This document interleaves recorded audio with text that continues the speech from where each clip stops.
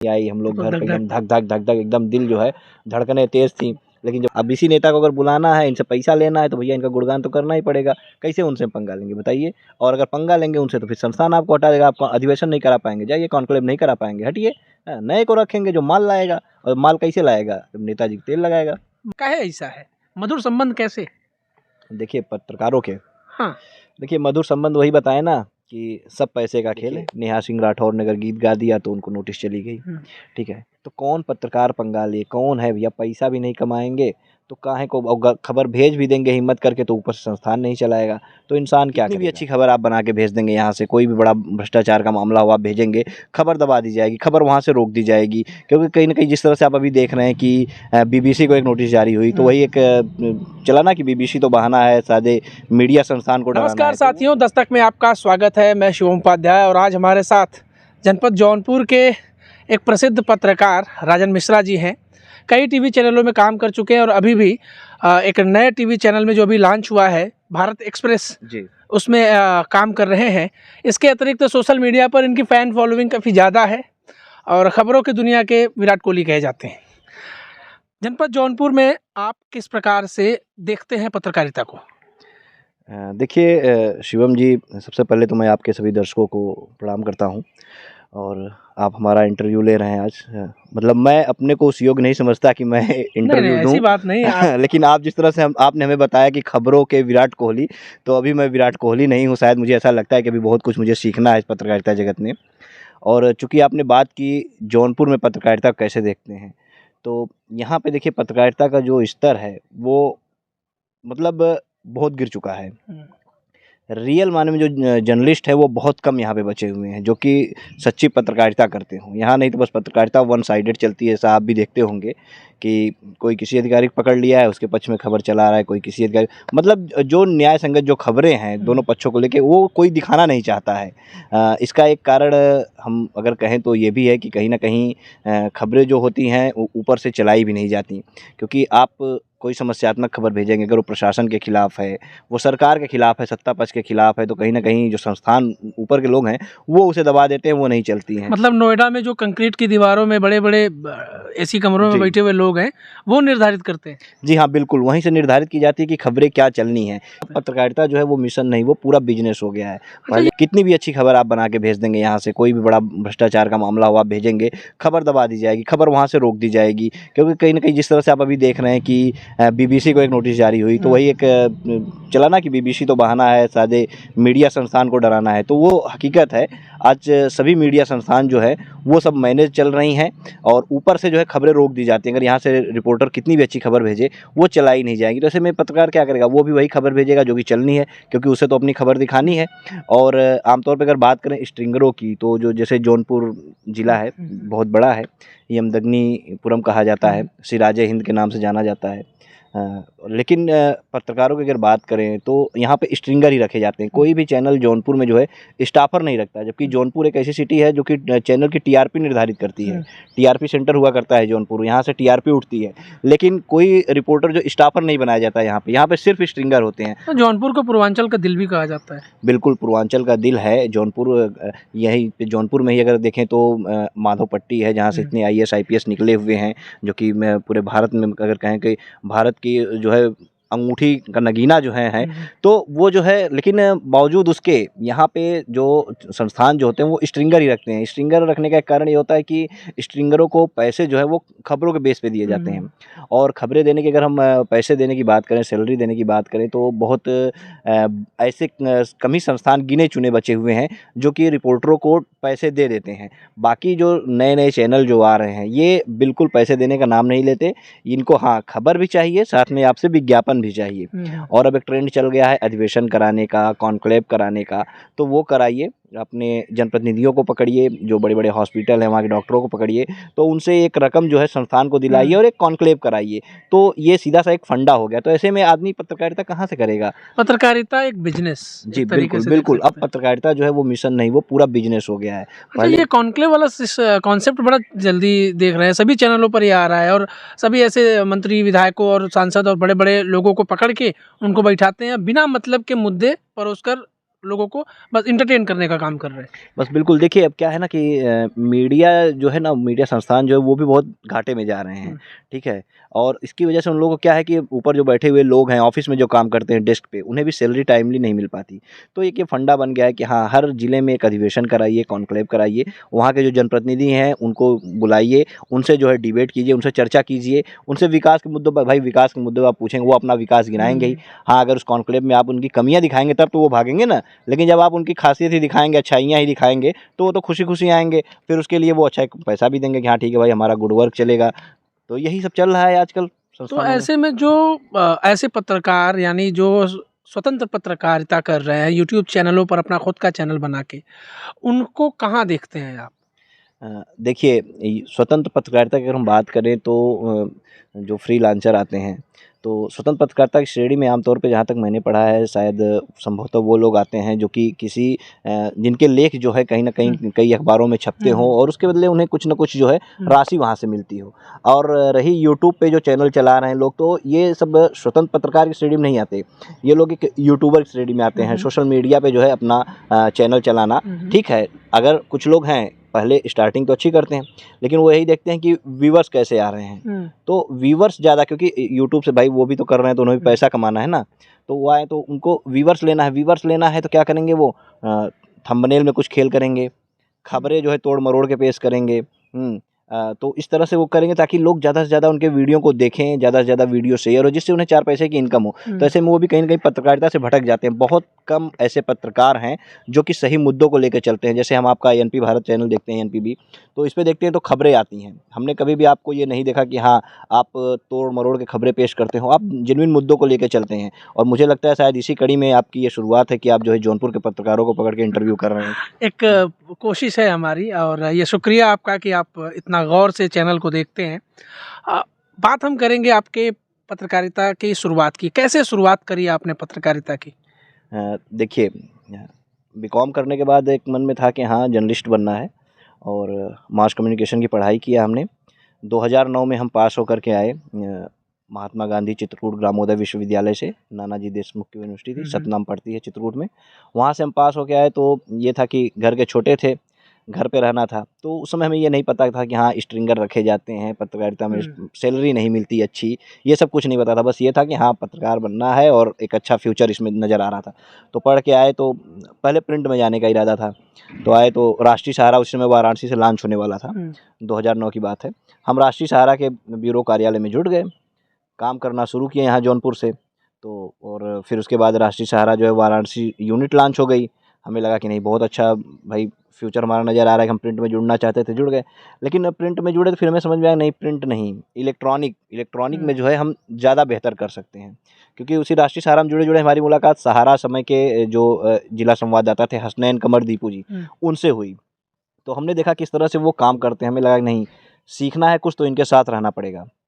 तो हम उनको फॉलो करने लगे, उनसे कुछ सीखने की जिज्ञासा हमारे अंदर है। हम सीखने लगे जो है कि क्या कैसे करना है, स्क्रिप्टिंग कैसे करनी है, कैसे खबर का एंगल बनाना है। तो उस समय कुछ गिने चुने पत्रकार हुआ करते थे, जैसे ईटीवी के थे, जी न्यूज़ के, आज तक के, एबीपी के, एनडीटीवी के, सहारा के। तो ऐसे गिने चुने यहाँ पे मीडिया वाले थे, बहुत ज़्यादा भीड़ नहीं थी चैनलों की।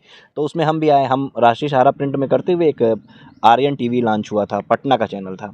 तो वो जो है उस समय यूपी में रिपोर्टर रख रहा था, तो उसमें हम जुड़े आर्यन टीवी में। आर्यन टीवी में करीब हम 3-4 महीने काम किए होंगे। तो उसमें उसी समय राहुल गांधी का जौनपुर दौरा था, जौनपुर आए हुए थे वो जो है चुनावी मुद्दों को लेकर के। तो उसको हमने कवरेज किया। एक जुनून था, सीखना चाहते थे कि हाँ, और साथ में ये था कि हाँ, किसी बड़े चैनल में जुड़ जाएँ। तो इंडिया न्यूज़ जो है उत्तर प्रदेश उत्तराखंड लॉन्च हुआ था। इंडिया न्यूज़ बड़ा ब्रांड, बड़ा चेहरा। तो उसमें हमने अपना बायोडाटा भेज रखा था कि संभवतः मौका मिल जाए। और हुआ यूँ कि 31 मई 2012 की घटना है। हम चूँकि प्रिंट से जुड़े थे और आर्यन टीवी बिहार का पटना का था, तो बहुत ज़्यादा प्रेशर रहता नहीं था, एक बुलेटिन चलती थी। तो अपने घर पे हम जिला मुख्यालय से 15 किलोमीटर दूर अपने घर पे आराम कर रहे थे। तो उसी समय दून एक्सप्रेस जो है मेहरावा में दुर्घटनाग्रस्त हो गई। हमारे पास फ़ोन आया इंडिया न्यूज़ के ऑफिस से कि इंडिया न्यूज़ ऑफिस से बोल रहे हैं और आपके यहाँ ये दुर्घटना हुई। हमने कहा जी हुई है। कहा कितनी देर में आप खबर दे देंगे? हमने कहा और चैनल जो है, क्योंकि हम जानते हैं कि इसमें मतलब टीआरपी का खेल होता है, कौन खबर पहले ब्रेक कराता है वही खेल। हमने कहा सर जिस चैनल पे चलेगी ईटीवी, जी न्यूज़, उसके साथ ही इंडिया न्यूज़ पे भी खबर रन हो जाएगी। उन्होंने कहा ठीक है भेजिए और डीएम और एसपी का नंबर दीजिए। हमने तुरंत उनको डीएम एसपी का नंबर बताया और हम निकल पड़े खबर के लिए घर से, चूँकि हमारा घर जिला मुख्यालय से 15 किलोमीटर दूर और घटना स्थल जो है वो 20 किलोमीटर दूर, दिशा अलग अलग। तो हम निकले तो हम सोचे कि हम वहाँ जाएंगे तब तक तो खबर दूसरे चैनल रन हो जाएगी। तो हमने हमारे जी न्यूज़ के पत्रकार साथी थे, उनसे हमने संपर्क किया। उन्होंने कहा हम बना के आ रहे हैं फीड। उस समय क्या होता था कि लोग वही पेन ड्राइव में एक दूसरे को फीड दे देते थे। तो हमने उनसे पेन ड्राइव में फीड लिया, डिटेल लिया और हम जाके जो है खबर जो है भेज दिए। खबर भेज दिए तो समझ चूँकि चैनल से जुड़े नहीं थे तो फ़ोनो जो है हमारे संतोष ओझा जी थे वाराणसी के जो है रिपोर्टर, उनका फ़ोनो वगैरह हुआ। हमने उन्हें डिटेल बताया। फिर रात भर हमें कहा गया कि आप रेल मंत्री पहुंचने वाले हैं, आप रात भर वहीं रहिएगा। हम रात भर वहीं रहे। हमने रात में कवरेज करके वहां से भेजा, पल पल की अपडेट हम देते रहे। फिर अगले दिन जो है ये हुआ कि आप अच्छा काम करेंगे, आप अपना आपका बायोडाटा तो है ही हमारे पास, आपको जो है हम नियुक्त करते हैं। लेटर हमारे मेल पे आ गया। मतलब फर्स्ट टाइम ऐसा था कि इंडिया न्यूज़ ने इतने जल्दी जो है, उस समय काम को प्राथमिकता दी जाती थी, आदमी के काम को। लेटर आया, हम भी बहुत उत्साहित हुए कि वाह भाई हम तो ज्वाइन हो गए, इंडिया न्यूज़ में हो गए अब भैया। अब सब छोड़ के इंडिया न्यूज़ में जुड़ गए और मेहनत से काम करने लगे। चलिए, और फिर लोगों ने बताया कि आईडी नहीं देता इंडिया न्यूज़, लेकिन ऊपर वाले की मेहरबानी थी, हमारी मेहनत को देखते हुए 1 महीने के अंदर इंडिया न्यूज़ की आईडी भी आ गई। काम शुरू हो गया और उसके फिर अगले महीने से जो है हमारी सैलरी भी आने लगी बाकायदे, और उत्साह आ गया कि वाह भैया पहली सैलरी जो है 5,500 आई। तो क्योंकि जो स्ट्रिंगर थे ना, तो खबरों के बेस पे आता था, जो खबरें चलती थी हम लोग हर महीने क्लास में बिल बना के भेजते थे। बहुत अच्छा लगता था, हाँ भैया इसमें अब आखिरी आ रहा है, बिल बना के भेजना है, अब सैलरी आएगी जो है। तो सैलरी उसके बाद फिर क्या हुआ कि सैलरी जो है वो सीधा बैंक अकाउंट में ट्रांसफ़र होने लगी। तो बहुत अच्छा चलता रहा, लेकिन फिर धीरे धीरे लोग बदलते गए, संस्थान के नियम कानून बदलते गए और संस्थान भी जो है धीरे धीरे क्या हुआ कि शाखाएँ तो बढ़ने लगीं। India News Uttar Pradesh, India News MP, India News Maharashtra, India News Punjab, India News Haryana, India News तरक्की करते गया। लेकिन हम स्ट्रिंगर जो रहे वो वहीं के वहीं पड़े रहे। कहा कि न्यूज़ जो थी ना वो कमज़ोर होती चली गई। हम लोग को मतलब सैलरी जो है फिर कभी 3 महीने में आने लगी, कभी 4-4 महीने। ये भी दौर आया कि 7 महीने बाद सैलरी आती थी, वो भी 1 महीने की आती थी। तो बहुत ही स्थिति जो है वो ख़राब हो गई। लेकिन ये था कि ठीक है चलिए, घर से मजबूत थे और सीखने को बहुत कुछ मिला था, सीखे थे, काम कर रहे थे, एक नाम भी बन गया था। तो ठीक है, चल रहा था अपना। कोई बहुत ज़रूरी ये नहीं था कि नहीं टाइमली सैलरी भी आ जाए। लेकिन फिर एक दौर ये भी आया कि लगा कि नहीं सैलरी की ज़रूरत है, क्योंकि जब देखिए कितना भी आप घर से मजबूत रहें, जब आपके ऊपर ज़िम्मेदारियाँ बढ़ती हैं तो लगता है कि नहीं अब तो भैया कुछ तो आखिर करना में पड़ेगा। सब जेब टटोलते हैं। बिल्कुल, बिल्कुल। आखिर में जेब टटोली जाती है, ये बहुत बड़ा सच है। बिल्कुल, तो वही हुआ और यहाँ सैलरी बंद हुई। फिर हमारे संस्थान के जो मालिक थे वो राज्यसभा सांसद भी हो गए। फिर एक दौर ऐसा आया कि अधिवेशन वाला हमने बताया हाँ, ना, हाँ। अधिवेशन कि आप भैया 8 लाख 10 लाख, तो भैया हम तो पत्रकार आदमी, हमको तो इंडिया न्यूज़ ने जो है पत्रकारिता सिखाया था। अब कुछ लोग ऐसे आ गए थे जो कि बिज़नेस सिखा रहे थे और वो बिज़नेस हम कर नहीं पाते, क्योंकि हमने जो 10 साल में जो पूँजी कमाई, जो ईमानदारी से काम किया, क्योंकि हमने आपको बताया तो हमने कई ऐसी खबरें की। इंडिया न्यूज़ में रहते हुए हमें मौका मिला, अखिलेश यादव जी उसमें मुख्यमंत्री थे, हमने उनका इंटरव्यू किया हेलीपैड पे। रवि किशन फ़िल्म स्टार थे, राजपाल यादव, इन लोगों का इंटरव्यू। साथ ही एक स्टोरी ऐसी थी कि 10 भारतीय जो है नाइजीरिया की जेल में बंद थे, मर्चेंट नेवी मुल्क थे, जिसमें 2 भाई सगे भाई थे और दोनों जौनपुर के थे। और उनके पिताजी हमसे ऐसे, हम रोड पे आईडी लेके जा रहे थे, रोड क्रॉस कर रहे थे और वो अपनी गाड़ी देख के रुके। वो एसबीआई में कैशियर थे वाराणसी में। वो हमको देखे चंदवक में, वो रुके और वो आए और हाथ जोड़ के बोले, क्या आप मीडिया से? हमने कहा जी चाचा बताइए क्या मदद करें आपकी। उन्होंने कहा कि बेटा ऐसी-ऐसी समस्या है, हमारे 2 बेटे और कुल मिला के 10 भारतीय जो है वो नाइजीरिया की जेल में बंद हैं। उनकी बात जो है दिल को छू गई। हमने कहा चाचा आपकी कवरेज हम करेंगे और प्रयास करेंगे कि आपके बेटे वापस आ जाएँ। हम गए उनके घर पे, चंदवक में उनका घर पड़ता था, गाजीपुर और जौनपुर का बॉर्डर था एकदम। गए वहाँ पे, हमने कवरेज किया, पूरे उनके घर की स्टोरी बनाई और हमने खबर भेजा। तो उन्होंने कहा कि बेटा जो भी खर्चा-वर्चा होगा हम देंगे, क्योंकि एक ये कहीं न कहीं एक ट्रेंड जो है मीडिया लाइन में लोगों में चल गया है कि भैया बिना दिए कुछ खबर चलती नहीं है। ले हमने कहा बस आप आशीर्वाद दीजिए, क्योंकि हम भी आपके बेटे, आशीर्वाद दीजिए और आपका आशीर्वाद रहेगा तो संभवतः हमें भी लगेगा कि हम आपके बेटों को मँगाने में कामयाब हो जाएँगे।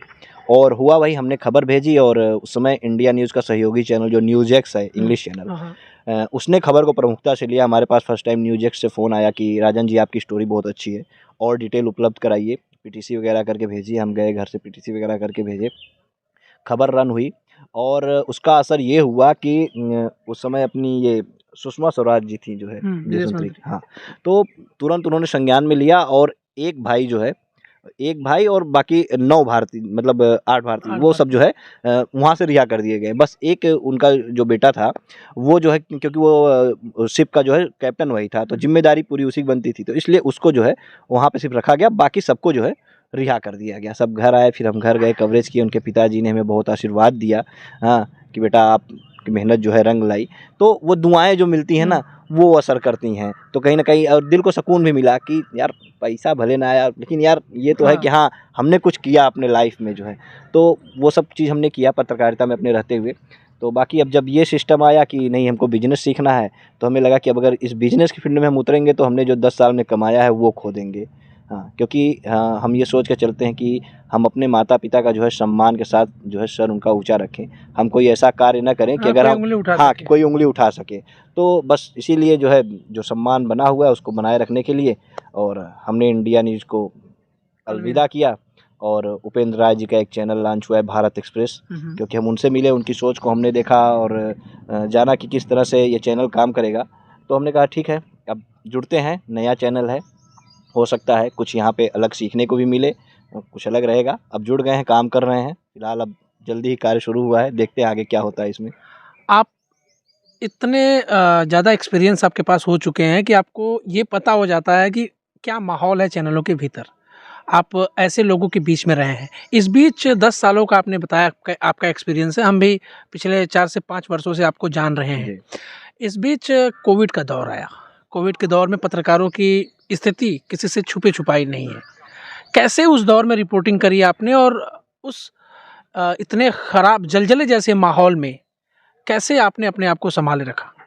बिल्कुल, कोविड काल भगवान न करे कि कभी ऐसा दौर फिर आए, क्योंकि जिस तरह से जब कोविड काल आया, पहले तो हम लोग भी चूँकि घर वाले हैं, डाँट देते नहीं जाना है, वही बात है ना, जैसे सैलरी भी नहीं घर वाले कहते तो पैसा भी एको ना कमाते हैं और जा बजौन हुआ जान देवे। तो लेकिन फिर ये था कि नहीं हम पत्रकारिता कर रहे हैं, हम अगर हम नहीं दिखाएँगे, हम नहीं कवरेज करेंगे तो कैसे लोग जानेंगे?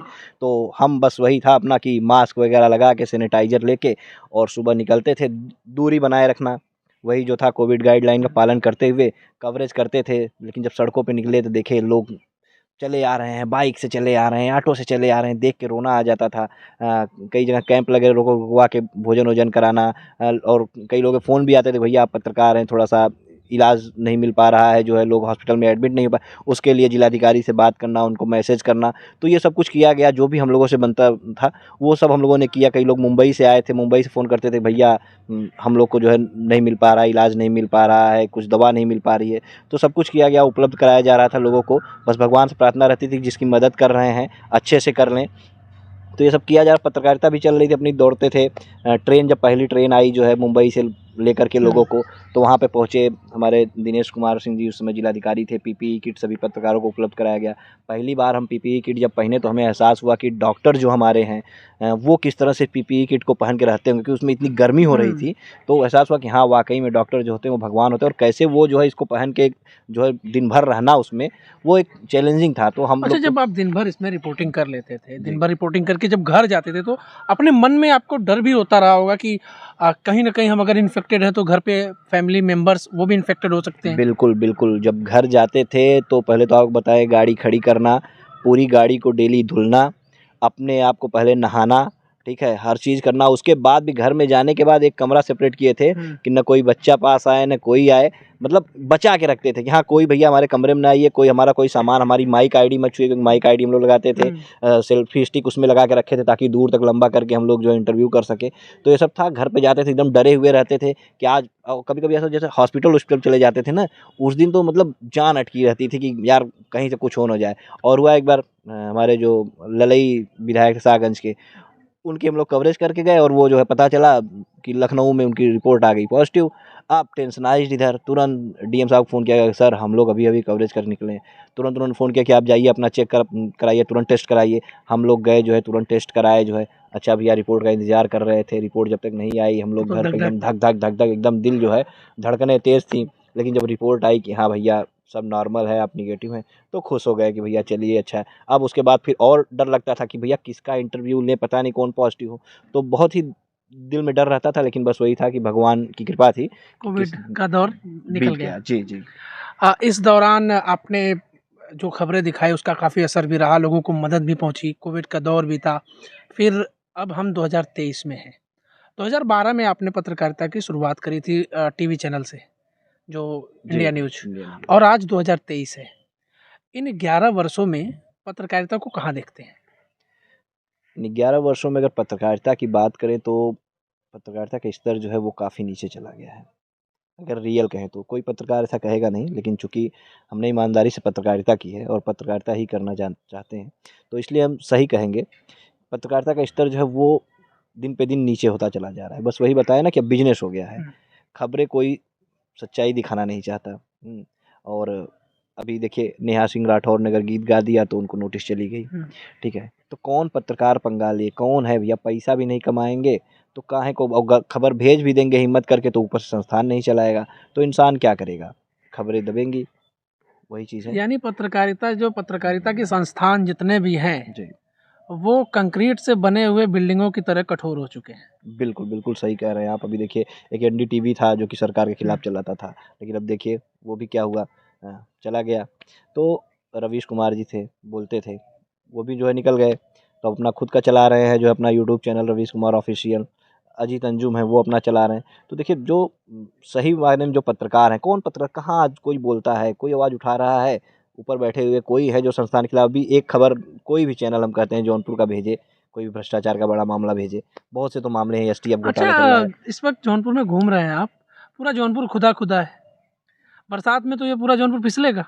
बिल्कुल फिसलेगा। जिस तरह से सीवर लाइन का काम चल रहा है, बहुत सी योजनाएं नमामि गंगे की तरह चल रही है, तो सब में देखिए अभी गौतम गुप्ता हैं, नमामि गंगे के ऊपर लेके लगातार आरोप लगा रहे हैं, भ्रष्टाचार फैला हुआ है, लेकिन कहाँ चल रहा है, कोई चैनल दिखा रहा है, कोई चैनल नहीं दिखा रहा है। वो बेचारे आए दिन प्रेस कॉन्फ्रेंस करते हैं, लेकिन उनकी आवाज़ें कहाँ उठ रही हैं, बस वही यूट्यूब पे चल रही हैं, लोग अपने सोशल मीडिया पर लगा दे रहे हैं, बाकी किसी बड़े चैनल पर चल नहीं रहा है, क्योंकि भैया वो सरकार के खिलाफ है, तो क्यों चलेगी, नहीं चल रही है। टीवी चैनलों में तो 4 लोगों को बैठा देते हैं और रोज माहौल ख़राब करने वाली डिबेट कराते हैं। बिल्कुल, बिल्कुल सही कहा आपने। और इसी को लेके हमने जब उपेंद्र राय जी जो भारत एक्सप्रेस के सीईओ हैं, वो वाराणसी जब आए थे तो उनके प्रेस कॉन्फ्रेंस में हम थे, हमने उनसे पूछा था कि सर जिस तरह से ये चलता है क्या कुछ नया रहेगा इसमें भारत एक्सप्रेस में? तो उन्होंने सबसे पहले कहा कि ये जो डिबेट होता है ये हम नहीं रखेंगे अपने चैनल में। उन्होंने कहा कि क्योंकि लोग इसको देखना नहीं चाहते हैं, ठीक है? वो हमको नहीं कराना है, हमको रियल ज़मीनी स्तर पे जो है रिपोर्टिंग करानी है। खबर हमको जो है वो खबर दिखाना है कि जो खबर है वो चले। खबरों के अंदर क्या है उसको दिखाना है। और जैसे अगर हमें एंकरिंग करानी है तो कोई हमको ऐसा नहीं है कि हम कोई एक पर्टिकुलर कोई एक एंकर रख देंगे। कभी हम पता चला कोई अभिनेता है, उससे एंकरिंग करा देंगे, वो कर देगा। और डिबेट के लिए बस हम एक ऐसा रखेंगे, कोई एक मुद्दा उठाएँगे जिस पे हम जो है आपस में चर्चा करेंगे, पत्रकारों से चर्चा करेंगे और ज़मीनी स्तर के रिपोर्टर से चर्चा करेंगे। तो एक अलग कॉन्सेप्ट लेके हम चल रहे हैं। अब देखिए अब शुरुआत हुआ है चैनल, जल्दी कुछ न कुछ अच्छा दिखेगा, संभावनाएँ हैं। आगे जौनपुर में किस तरीके से आप करना चाहते हैं काम? आगे मतलब जो कॉन्सेप्ट आपका पिछले 10 सालों से है वैसे ही, या कुछ नया आप अपने से भी सोच रहे हैं? देखिए फ़िलहाल तो करना तो बहुत कुछ है, क्योंकि चाहते हैं कि यहाँ की जो कमियाँ हैं, क्योंकि जौनपुर ज़िले के तो हम भी चाहेंगे जौनपुर का विकास हो। जो यहाँ पे कमियाँ हैं उसको दिखाने का काम करें, लेकिन वही है कि हमको भी जो खबरें दिखानी होती है वो गाइडलाइन के तहत ही दिखानी पड़ती है। पता चला कि किसी खबर में हम एक पक्ष की बाइट ले लिए, अधिकारी ने बाइट ही नहीं दिया। अधिकारी ने बाइट नहीं दिया तो उसको थोड़ा खबर पूरी नहीं हुई, तो दिक्कतें हो जाती हैं। हाँ, तो उसमें क्या है कि हम जैसे हमारा एक सोशल मीडिया प्लेटफॉर्म हम भी जर्नलिस्ट राजन के नाम से, जर्नलिस्ट राजन नाम से हमारा फेसबुक पेज है और यूट्यूब चैनल भी है। तो उस पे हम अपनी खबरों को डालते हैं, लेकिन उस पे भी वन साइडेड हम नहीं चलाते। हम प्रयास करते हैं कि दोनों पक्ष को लेकर के तब दिखाएं। हाँ, अगर एक पक्ष है, अगर खबर हमारे पास अधिकारी बाइट नहीं दे रहे हैं, लेकिन हमारे पास पुख्ता सबूत है कि हाँ ये उनके खिलाफ है, तो हम उसको लगाते हैं, क्योंकि हम जानते हैं कि हाँ अगर इस पे कोई कुछ करता है तो हम उसको लेकर लड़ सकते हैं कि हाँ हमने सही खबर चलाई है। तो यही चीज़ रहता है। अच्छा, नेताओं का और पत्रकारों के साथ ये जो मधुर संबंध हैं उसे कैसे देखते हैं? इतना बड़ा जनपद जौनपुर है, 9 विधानसभा है, 9 विधानसभा और 2 लोकसभा। विकास के मामले में जौनपुर बनारस के आगे शून्य लगता है, काहे ऐसा है? मधुर संबंध कैसे? देखिए पत्रकारों के, हाँ, देखिए मधुर संबंध वही बताए ना कि सब पैसे का खेल है। अगर नेताजी से संबंध नहीं रखेंगे तो अर्निंग कहाँ से होगी? हमारे साथ तो मुकदमा वाले सीन हो जाते हैं नेताजी के साथ। नहीं तो आप पत्रकारिता करते हैं, आप सबके पूछते हैं, सवाल करेंगे, आप सवाल करेंगे तो भैया नेताजी बौखलाएंगे ही। कौन पत्रकार है आज सवाल करने वाला? आप बताइए, जिले में कोई सवाल करता है किसी नेता से? कोई नहीं करता है। बस उनके पक्ष में खबरें चलाएंगे, उनकी वाहवाही करेंगे, गुणगान करेंगे, क्योंकि ये जानते हैं कि इनकी गुणगान करेंगे तो विज्ञापन हमें लेना है। संस्थान को अगर हमें अधिवेशन कराना है तो इसी नेता को बुलाना है। हाँ? अब इस जब कॉन्सेप्ट पूरा इसे गोल हाँ, का है। हाँ, अब इसी नेता को अगर बुलाना है, इनसे पैसा लेना है, तो भैया इनका गुणगान तो करना ही पड़ेगा। कैसे उनसे पंगा लेंगे बताइए? और अगर पंगा लेंगे उनसे तो फिर संस्थान आपको हटा देगा, आप अधिवेशन नहीं करा पाएंगे, जाइए कॉन्क्लेव नहीं करा पाएंगे, हटिए। नए को रखेंगे जो माल लाएगा, और माल कैसे लाएगा? जब नेताजी तेल लगाएगा। भैया पूरा कॉन्सेप्ट पैसा का है, ये जो गोल का रुपया है उसी का कॉन्सेप्ट बस, है। बस, बस। हमारे साथ आप जुड़े, आपका शुक्रिया, भविष्य की शुभकामनाएं आपको, और उम्मीद करेंगे कि बेहतर से और बेहतरीन की तरफ आप अग्रसर हों। हमारे साथ ये जुड़े, इन्होंने पूरा वो एक विस्तार चर्चा किया कि किस तरीके से पत्रकारिता की शुरुआत करी इन्होंने जनपद जौनपुर जैसे शहर में, जहाँ पर सीमित संसाधनों के बीच पत्रकारिता करना पड़ा, और अब ये किस और पत्रकारिता को ले जाना चाहते हैं। फिलहाल इस पूरे वीडियो का मकसद जो था वो आपको समझ में आ गया होगा। हमारे साथ बने रहें, वीडियो को शेयर करें। मैं शिवम उपाध्याय, धन्यवाद।